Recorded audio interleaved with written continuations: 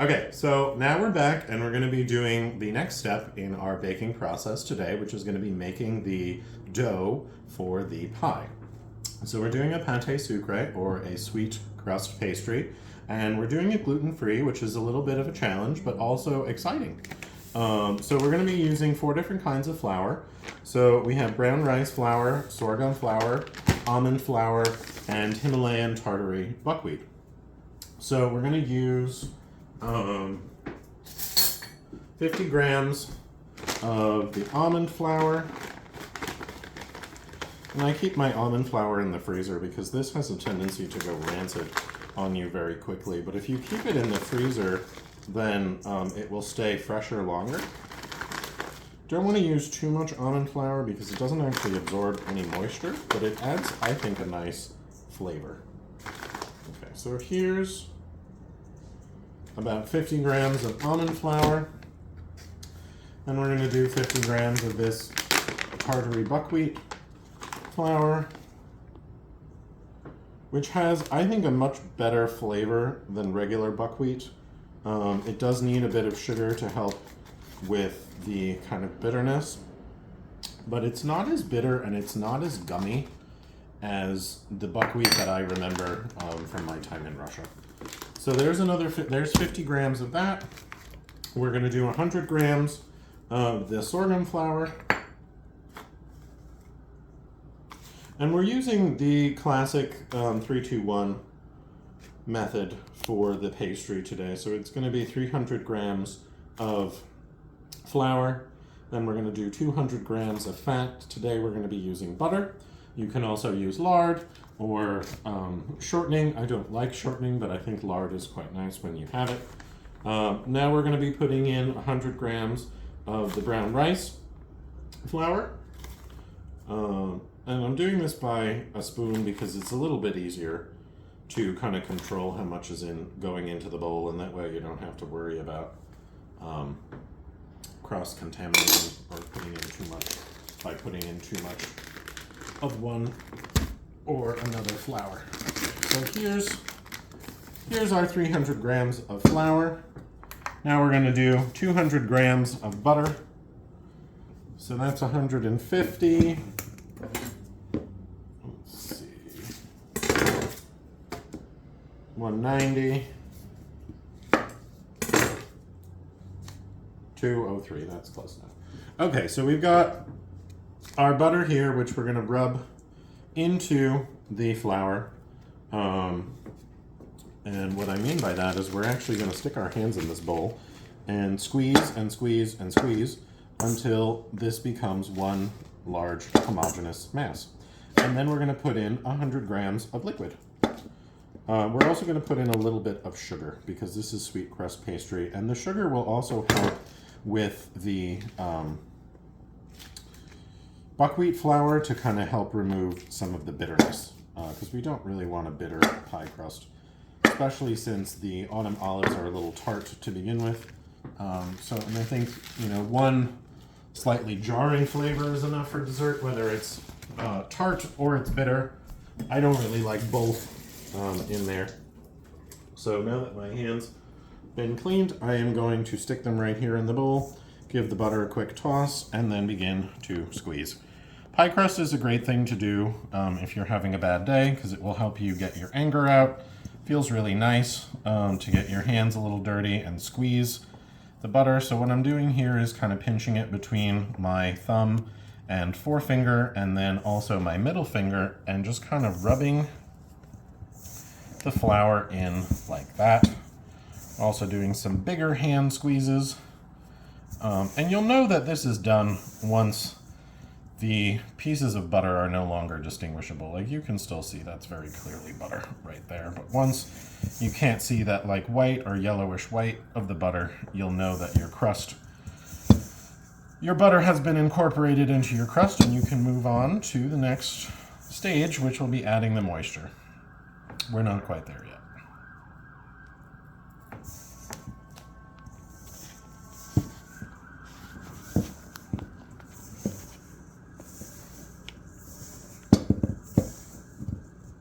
Now, the reason we're squeezing and breaking apart and not kneading is because normally when you use wheat flour, it will build up gluten if it's needed, and we don't want gluten in our pastry. We want the gluten to be nice and short.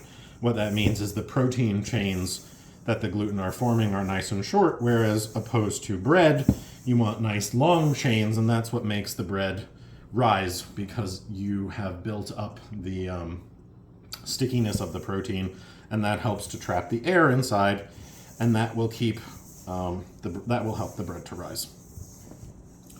So we've almost got it here. You can see it's kind of like crumbly, wet sand. Now this is almost ready, and we may need to add in just a little more flour to this. I'm not entirely sure yet. This is a slightly new recipe for me, and tartary buckwheat flour is also something that I am not accustomed to working with constantly, or at least not accustomed to working with right now, getting to know this flour. So now we're going to put in our sugar.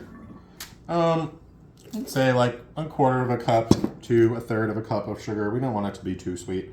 So that's about 50 to 70-ish, 75-ish grams of sugar. I think I'm going to do 60.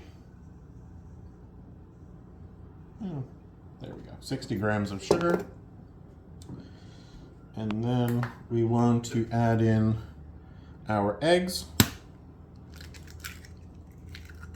1, so that egg is 40 grams. This egg is also 40 grams. Wow, that never happens. And then we're going to add in 20 grams of milk. And the reason we're weighing this out instead of measuring is because it's nice and easy to do a 3-2-1 crust this way. We know how much flour we started with, we know how much butter we put in, and then you know exactly how much liquid to put in. So we're using milk. This is nice whole milk here, and then we're going to mix the eggs and milk and sugar into this dough. And this is almost a little bit more like a cookie than pâté brisé or regular short crust pastry. So this looks maybe a little wet to me, so I might throw in a little bit more flour.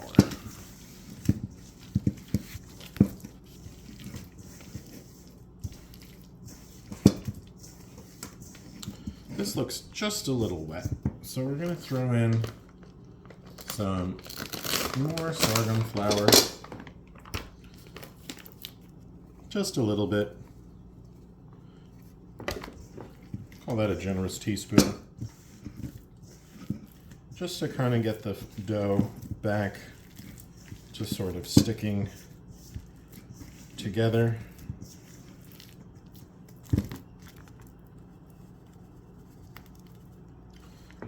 We're looking for it to be a little bit drier than it is right now. It's feeling a little wet in my hands. There we go. That's getting a little bit more accurate. I'm going to throw in just a little bit of brown rice flour.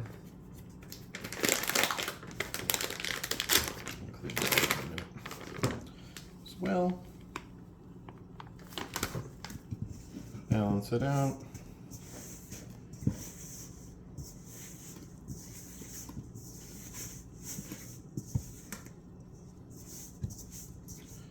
Yeah, so that actually looks like pie crust to me. It feels a little soft compared to a regular short crust or regular sweet crust pastry, but I think it's going to be all right. We're going to put it in a bag, level it out into a disc, and then like any other short crust or sweet crust, we're going to rest it in the refrigerator or the freezer, depending on how much of a rush you're in. Remember, the freezer will take less time unless it's the middle of the summer, in which case I would use the freezer anyway. Oh, I did this bag inside out. Oh well. You know what, that's fine. We will just roll this underneath and it will be all right. So into the refrigerator this goes. to chill out until we're ready to use it.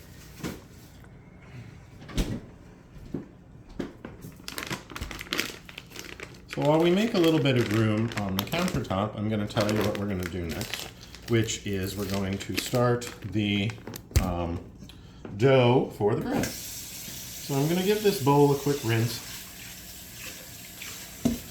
just to get any residual flour, eggs, butter out of here. You don't have enough big bowls. You can see the fruit is getting nice and juicy for the pie filling. And that is exactly what we want. We want the juice from the fruit to mingle with the sugar and the spices and them all to get very friendly with each other. Okay, so now we're going to do the bread dough. So we're going to be doing, this is 4 cups of flour. So we're going to do half all-purpose and half bread. So a cup of all-purpose flour is 120 grams. And I do this by weight because I think it's easier. But you can certainly do it by volume. So that's 240 grams of all-purpose flour. And then 240 grams of bread flour. And just give it a quick pour in there. There we go. Okay. Next, we're going to put in a cup and a bit of water. I think it's a cup and a third. And that's, there we go.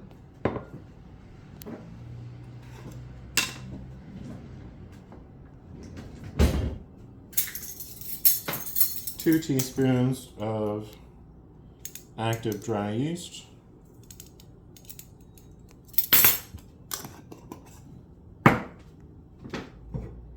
And 2 tablespoons of olive oil.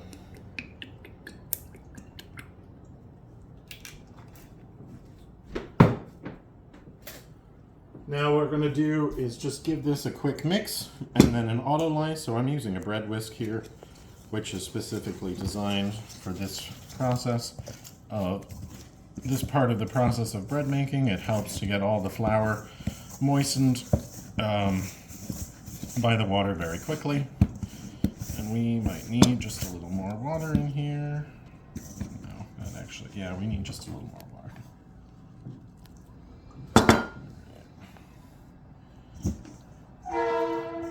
Give it a quick knead with one hand. Make sure you pull off your dough from your bread whisk. We don't want to waste anything here. Scrape down the sides of the bowl with the dough. What we're doing right now is making sure that all of the flour has been moistened by the water, because we're going to do an auto-lyse step, which is going to help make the bread easier to knead, and also will give you a better idea if you've put enough moisture in it when it gets time there. So it's nice and soft now. It's ready to rest for about 20 minutes, and then we'll come back to it. So I'm just going to give it a quick cover with a towel, set a timer for 20 minutes, and we will be right back.